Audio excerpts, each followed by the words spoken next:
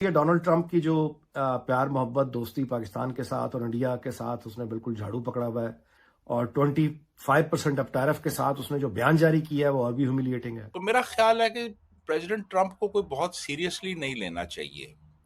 वो कहते बहुत कुछ हैं, लेकिन प्रैक्टिकली वो सब कुछ नहीं होता। उन्होंने कहा कि जी हम पाकिस्तान में हमारा एक एग्रीमेंट हो चुका है कि जिसमें हम पाकिस्तान में ऑयल रिजर्व्स डिस्कवर करने के लिए बड़े पुरउम्मीद हैं।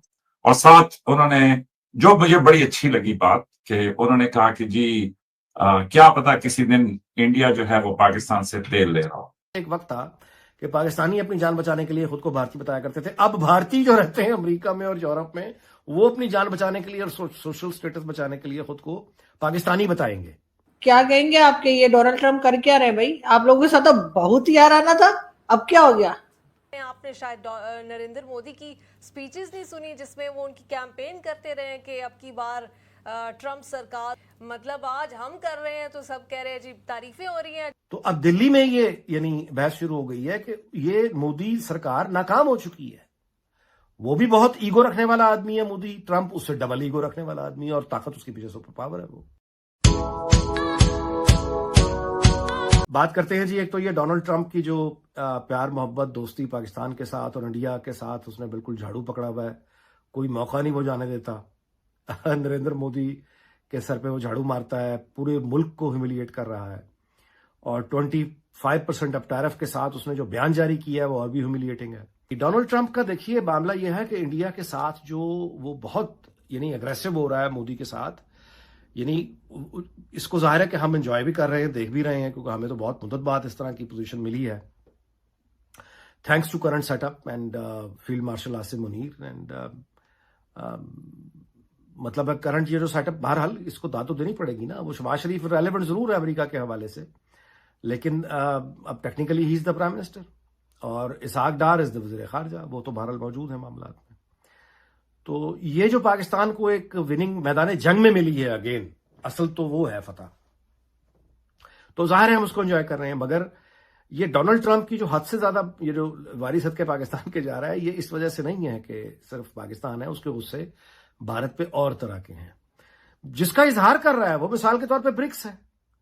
अच्छा, ब्रिक्स के बारे में ये समझ लें कि जाहिर है कि ये एक बहुत बड़ा इत्तेहाद, बहुत यानी इसमें जितने अब जितनी बड़ी बड़ी आबादी के मुल्क इसमें शामिल हैं और इनका जो गोल है वो है एक डॉलर को रिप्लेस कर देना, दुनिया में एक मुतबादल निजाम ले आना, खरीदो फरोख्त का, ट्रेड का, डॉलर को हटा के आप बराह रास्त किसी करेंसी में अपनी करेंसीज में कर लें, वो जो बैंकिंग सिस्टम है उसका अल्टरनेटिव। अब ये जो गोल है बुनियादी तौर पे इसके पीछे चीन है, जो ताकत है, ख्वाहिश तो पता नहीं कितनों की होगी, लेकिन जो ये ताकत रखता है और जो ग्रेजुअली बढ़ता चला जा रहा है और जिसके पीछे कामयाबियां ही कामयाबियां हैं, हैरत अंगेज कामयाबियां, वो है चाइना। चीन का वो कुछ बिगाड़ नहीं सका। बड़े गुस्से से आए थे ना ट्रंप साहब चाइना पे, अपनी तमाम यानी उसने करके देख लिया, जितना जोर था एग्जॉस्ट कर लिया उसने।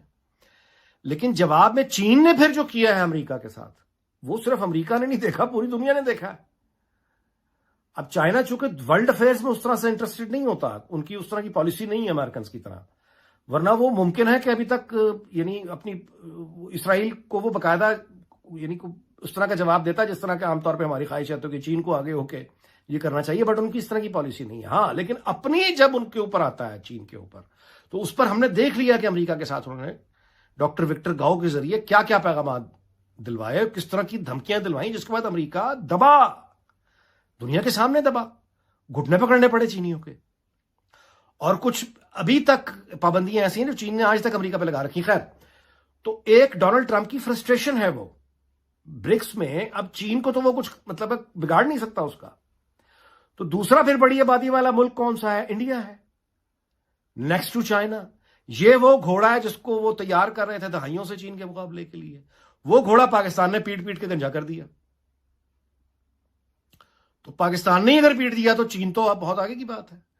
अच्छा, अमेरिका का ये तसव्वुर करना भी इंडिया से इस तरह की उम्मीदें लगाना गलत है कि चीन के मुकाबले में खड़ा हो जाए, भाई जिससे तुम खुद नहीं लड़ सकते। यानी इतनी बड़ी सुपर पावर है आज भी अमेरिका, सिर्फ जापान में इनके 120 एक्टिव फौजी अड्डे हैं, जापान मुल्क में 120 फौजी अड्डे, 70 के करीब इनके साउथ कोरिया में फौजी अड्डे हैं। दुनिया भर में तो मतलब है वो सैकड़ों में चले जाते हैं, बात ही कुछ और है।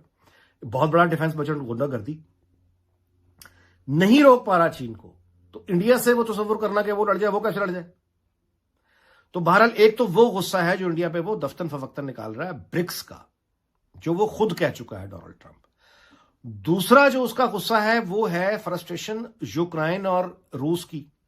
प्यूटिन उसको फ्रस्ट्रेट कर रहा है, वो कुछ डिलीवर नहीं कर पाया यूक्रेन पे अभी तक।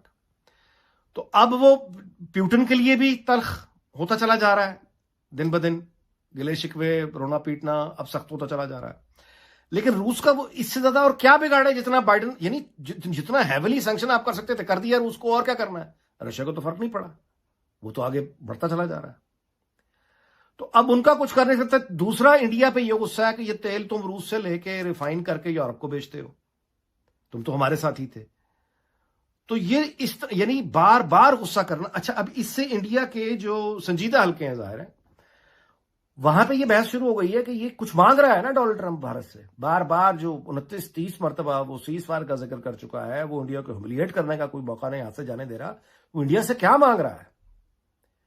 तो अब दिल्ली में ये यानी बहस शुरू हो गई है कि ये मोदी सरकार नाकाम हो चुकी है। वो भी बहुत ईगो रखने वाला आदमी है मोदी, ट्रंप उससे डबल ईगो रखने वाला आदमी है, और ताकत उसके पीछे सुपर पावर है वो। तो अब इसका जो कांग्रेस की वहां मौज लग गई, आपने पार्लियामेंट में तकरीरें सुनी ली हैं, वो तो क्योंकि मोदी ने जिस तरह का सिस्टम डिजाइन कर दिया था इंतहा पसंदों ने मिलकर, वो तो नजर ही नहीं आ रहा था कि कभी ये जाएगा, और उसके बाद ये जाएगा तो इससे बड़ा पागल आ जाएगा, यानी इंतहा पसंद आ जाएगा। लेकिन वो पूरा जो तलिस्म बनाया हुआ था एक, उसको पूरी दुनिया में, मतलब वो तो ये कहते थे ना कि इंडिया को कोई जानता नहीं जानता, मोदी को जानता है, वो तो यहां तक चले गए थे इसके सपोर्ट करने वाले। आज वही सपोर्ट करने वाले कह रहे हैं कि ये बंदा लायबिलिटी बन गया है। मैं एक सोशल मीडिया पे एक हॉक है मोदी का, बड़ा वो यानी बढ़ चढ़ के प्रमोट करने वाला आदमी, उसका मैं पढ़ रहा था। वो ये कह रहा था कि अभी रिसेंट हालिया जो उसने तबसरा किया, उसने कहा कि एक वक्त था कि पाकिस्तानी जो अमेरिका और यूरोप में रहते हैं, वो अपनी जान छुड़ाने के लिए, सोशल स्टेटस बचाने के लिए कहा करते थे कि हम तो इंडियन हैं। हालांकि मेरे इल्म में ऐसे कोई पाकिस्तानी है नहीं जो ये कहते हों कि वो इंडियन है, लेकिन बहरहाल वो ये कह रहा था कि एक वक्त था कि पाकिस्तानी अपनी जान बचाने के लिए खुद को भारतीय बताया करते थे। अब भारतीय जो रहते हैं अमेरिका में और यूरोप में, वो अपनी जान बचाने के लिए और सोशल स्टेटस बचाने के लिए खुद को पाकिस्तानी बताएंगे, यानी भारतीय खुद को पाकिस्तानी बताएंगे गोरों के सामने, ताकि उनका सोशल स्टेटस बच जाए। ये वो आदमी है जो नरेंद्र मोदी का बहुत बड़ा किसी जमाने में सपोर्टर हुआ करता था।